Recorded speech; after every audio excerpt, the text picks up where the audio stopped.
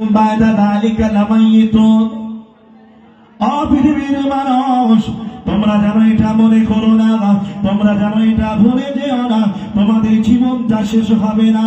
না না না, আমি আল্লাহ পাক যেমন তোমাদেরকে হায়াত দিয়েছি, এই হায়াত শেষ দিন হয়ে যাবে, আমার কাছে তোমাদেরকে ফিরে আসতে হবে।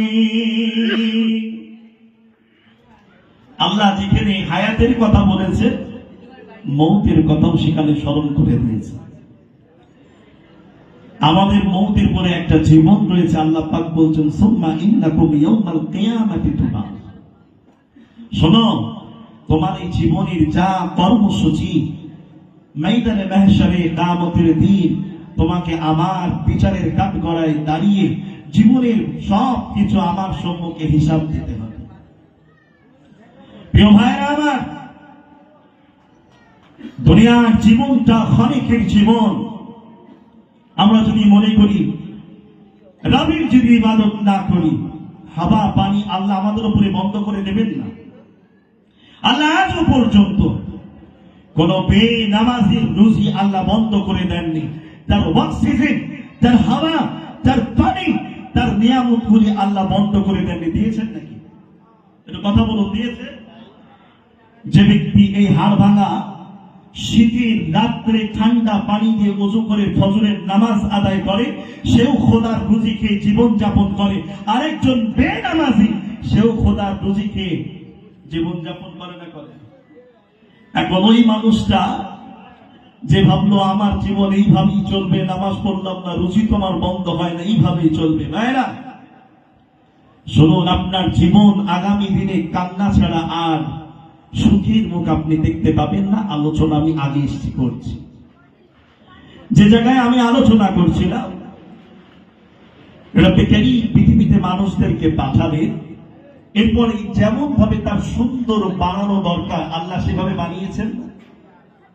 আমাদের হিউম্যান বডি, এই যে মানব থেকে সবচাইতে দামি দামি যে পার্টস গুলি আল্লাহ পাক দিয়েছেন, সেগুলি নিচে না উপরে।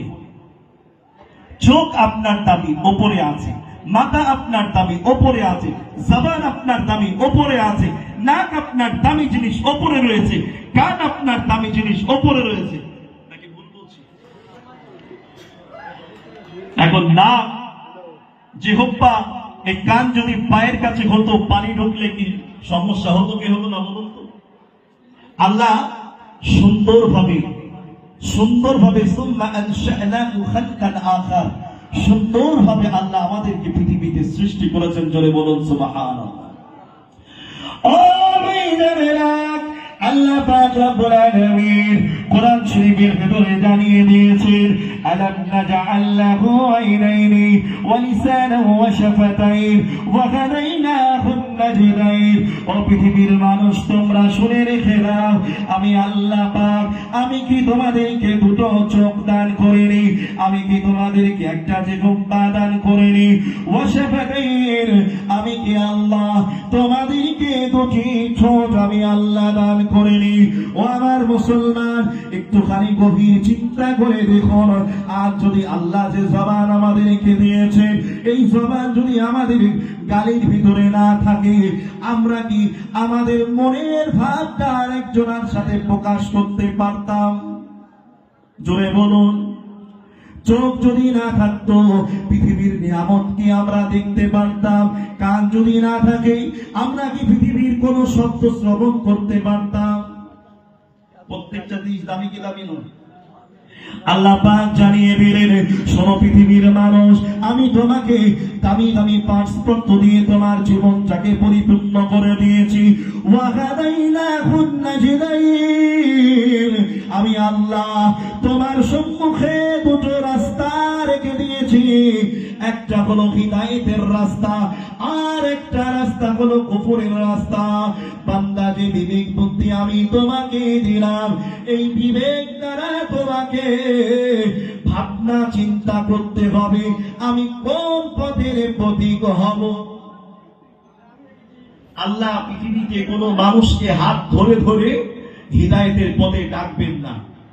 নবীকে আল্লাহ পাক বলছেন, ফাযাক্কির ইন্নামা আনতা মুযাক্কির, নবী আমি আপনাকে পৃথিবীর জমিনে নসিহতকারী করে পৃথিবীতে পাঠিয়েছি, আপনি পরামর্শ দেবেন।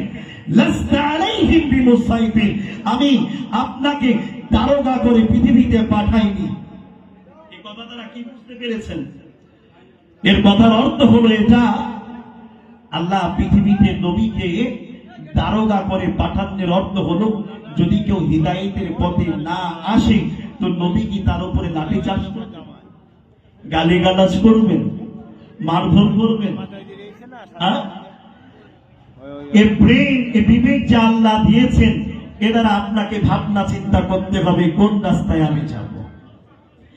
প্রিয় ভাইরা আমার, হিদায়াতের পথে আসতে হলে ছোট্ট একটা কথা আমাদেরকে মানতে হবে। আচ্ছা, আমরা সবাই রাজি আছি না নেই? একটু আল্লাহকে তুমি হাত তুলে বলুন আমরা রাজি আছি। কি কথা? এই কোরআন আমাদেরকে শিখতে হবে। কি শিখতে হবে? কোরআন। আলোচনা কিন্তু শুনতে হবে। কোরআন আল্লাহ পাক 13 নম্বর পারা সূরা ইব্রাহিমের 1 নম্বর আয়াতে বলছেন, কিতাবুন আনজালনাহু ইলাইকা লিতুখরিজান নাসা মিনাজ যুলুমাতি ইলান নূর।